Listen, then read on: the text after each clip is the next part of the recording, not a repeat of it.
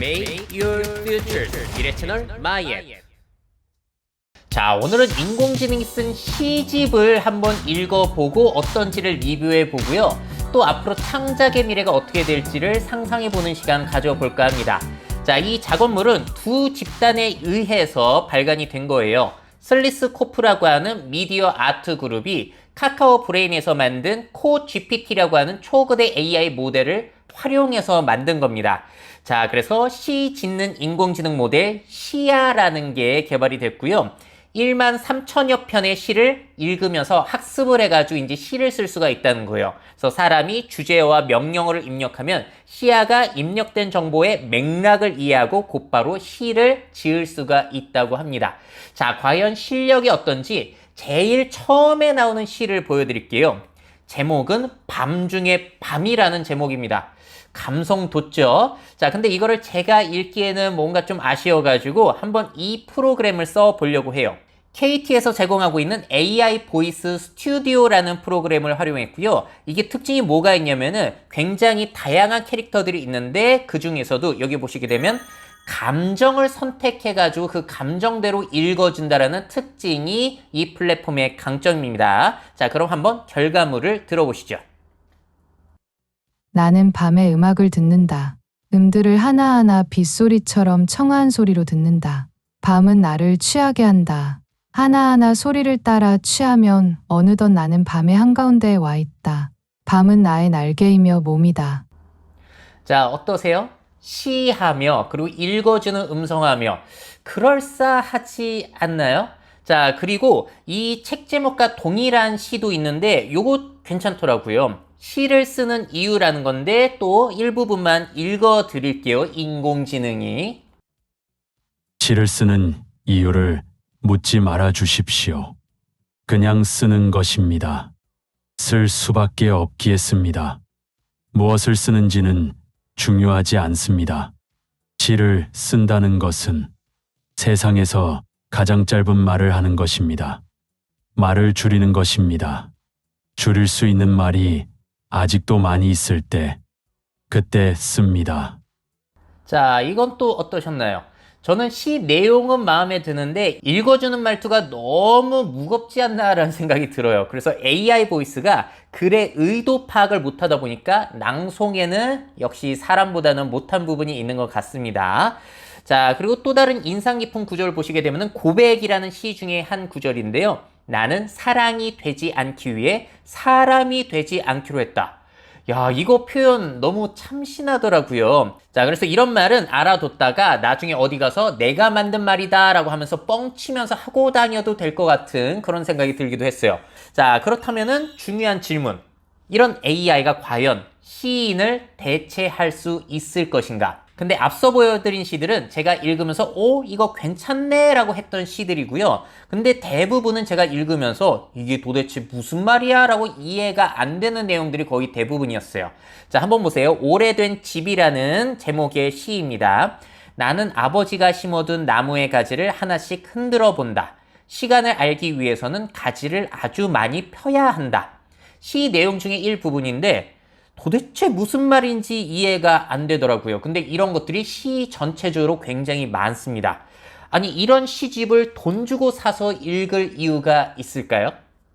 자, 근데 한번 이렇게 생각해 보세요. 이 시 구절 알고 보니까 윤동주 시인이 작성한 거더라 라고 이야기를 하고 사람들이 읽으면 어떨까요? 이 단어의 숨은 뜻이 뭔지를 생각하면서 고민하면서 읽게 되지 않을까요?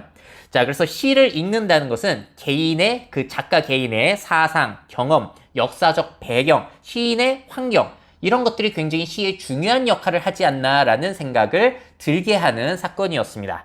자, 그래서 AI가 이 문장을 썼다라고 알고 읽으면은 이거를 자세하게 곱씹으면서 읽을 이유 자체가 없더라고요. 이 말의 숨은 뜻이라든지 의도, 개인 경험이 녹아들어 있지 않기 때문에. 자, 그래서 저는 이 시집을 솔직히 제대로 읽지 않았습니다. 그냥 훑어보는 것 정도. AI가 썼다는 걸 알고 감동하는 사람이 있을까요? 그 숨은 의도를 찾으려고 하는 사람이 있을까요? 자, 근데 또 반대로 이런 생각이 들기도 했어요. 어떤 사연 많은 사람이 이 시를 AI가 쓴 게 아니라 자기가 썼다라고 거짓말을 하고 발표를 하게 된다면은 그러면 읽는 사람들은 이 말에 큰 의미가 있지 않을까라고 그런 것들을 상상하면서 곱씹으면서 읽게 되지는 않을까. 그런 생각이 들기도 했습니다. 예를 들어서 작가가 어릴 적에 아버지가 돌아가셨다. 그 경험을 시에 녹였다라고 한다면은 사람들이 깜빡 속아 넘어갈 수가 있다는 것이죠. 그렇게 되면은 이 문장에도 시로서의 가치가 생겨날 수도 있지 않을까라는 생각을 했습니다. 자, 그렇다면 이 시집을 읽은 사람들의 반응은 어땠을까요? 일단 이 시집의 발문을 맡은 김태용 작가님 같은 경우에는 프로젝트를 진행한 슬리스코프랑 인연이 있으시고 프로젝트 진행 과정에서 피드백을 많이 주셨나 보더라고요. 자, 그러면서 이런 평가를 내리십니다. 어떤 시는 좋고 어떤 시는 바보 같고 어떤 시는 나에게 글을 쓰고 싶게 만든다라는 평가를 내리기도 하셨어요. 굉장히 재밌죠? 자, 그리고 이분이 시인을 포함해서 여러 사람들에게 AI가 쓴 거라고 말 안 하고 한번 읽어보게 하신 거예요. 일종의 튜링 테스트죠. 그랬더니 사람들이 어떤 반응을 했냐면은 단정하다, 시를 이제 시작하려는 것 같다, 군더더기가 없다, 잘 읽힌다, 시를 사전처럼 정의 내리려고 한다, 오글거림이 없다, 처음 쓴 단어를 계속 쓰고 있다, 반복적인데 리듬감이 없다, 어디선가 본 시 같은데 기억은 안 난다, 자기 주장이 강하게 느껴진다. 와, 인공지능한테 이런 표현을 썼어요. 뭔지 모르지만 좋음. AI가 쓴지 모르니까요. 자, 그리고 마지막으로는 시인이 어떤 마음인지 모르겠음이라고 했다고 합니다. 자, 그러면서 이런 생각이 또 들기도 했어요. 만약에 학교 국어 시간에 이 시를 활용하면 어떨까? 자, 여러분들도 국어 시간에 시 읽으면서 그 화자의 숨은 뜻, 의도를 찾아라, 뭐 이런 것들 연습 많이 하셨잖아요. 그래서 학교 선생님이 아이들한테 AI가 쓴 거라고 한 거를 숨기고 읽어보게 하면서 이렇게 할 수 있는 거예요. 이 시를 읽고 여러분의 생각을 말해보세요. 그럼 아이들이 여러 가지 생각을 내놓게 될 텐데 그런 다음에 선생님이 짠 하고 진실을 밝히는 거죠. 사실 이 시는 AI가 작성한 겁니다. 자, 그러면 아이들이 얼마나 놀라게 될지 국어 수업과 미래 수업을 동시에 할 수 있기 때문에 한번 시도해 보셔도 좋을 것 같아요. 자, 그렇다면은 AI가 완전히 시인을 대체하기는 무리일 수는 있겠지만 AI가 쓴 시가 시인들에게 영감을 줄 수는 있지 않을까? 그러면은 이제 도움이 될 수 있다는 거잖아요. 창의 작업에 있어서. 자, 몇 구절들을 한번 보실게요. 밤은 나의 날개이며 몸이다. 자, 이걸 은유법이라고 하던가요? 이런 것도 활용할 수 있다는 거. 밤은 나의 이불이었다. 이것도 은유인가요? 잘 기억이 안 나는데 AI가 쓴 이런 말들을 보면서 시인들은 영감을 얻을 수도 있지 않겠습니까? 전개를 더하든지 아니면 그대로 갖다 쓰든지 별별 조합들을 AI가 수많은 것들을 해낼 수가 있으니까.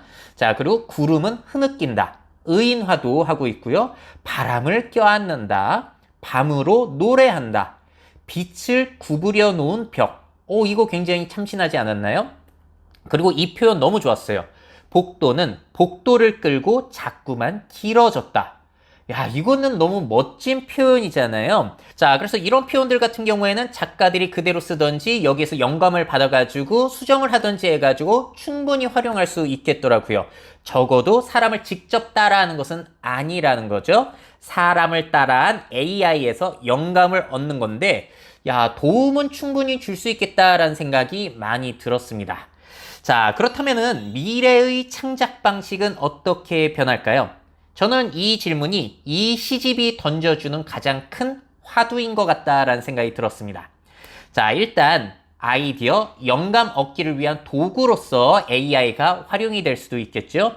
자, 그리고 사람은 명령 후에 마음에 드는 결과물을 선택하는 것, 이게 중요한 사람들의 창작 과정이 될 수도 있겠다라는 생각이 들었고요. 자, 그리고 만약에 결과물이 마음에 들지 않으면요, 사람은 명령어를 변경하거나 조정해가지고 다시 결과물을 생성하게 하는 거, 이게 미래의 창작 작업의 일부가 되지 않을까라는 생각이 들었습니다. 자, 그리고 AI의 결과물을 작가가 수정 및 변형하는 거, 이게 미래의 창작 작업이 될 수 있을까요? 반대로 사람 작가의 창작물을 AI가 선택하거나 수정하는 것도 가능해질지 모르겠습니다. AI가 빅데이터 분석해가지고 이런 글은 요즘에 먹히지 않습니다. 이런 식으로 표현해야지 사람들의 관심을 끕니다. 이런 식으로 제안을 해줄 수도 있겠죠. 자, 이런 게 영화 그녀의 한 장면에 나옵니다. 주인공의 직업이 연애 편지를 쓰는 사람이잖아요. 근데 사만다라는 OS가 당신의 연애 편지 너무 멋진데요? 근데 내가 한번 이렇게 수정을 해봤어요 라고 했더니 이 주인공이 너무 멋진데? 라고 하면서 도움을 받는 장면이 나오기도 해요. 자, 그렇다면 또 다른 질문. 어디까지 창작물로 인정을 받을 수 있을까요? AI한테 도움을 받았을 때.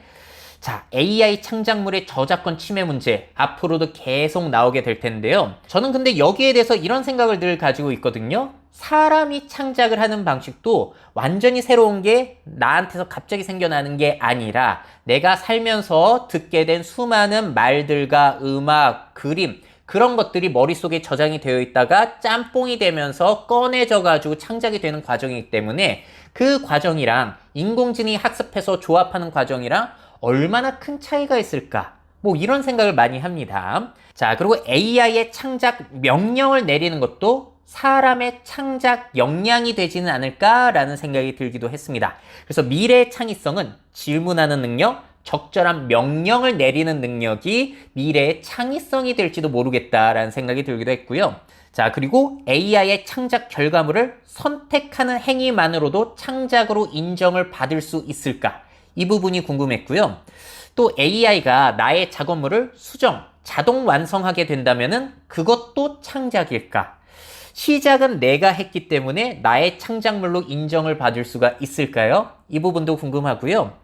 AI의 창작 결과물을 일부 활용했을 때 그것도 표절이 될 수 있을까요? 사람이 쓴 문장을 그대로 갖다 쓰게 되면 표절인데 AI가 쓴 문장을 그대로 갖다 썼을 때 이것도 표절일까?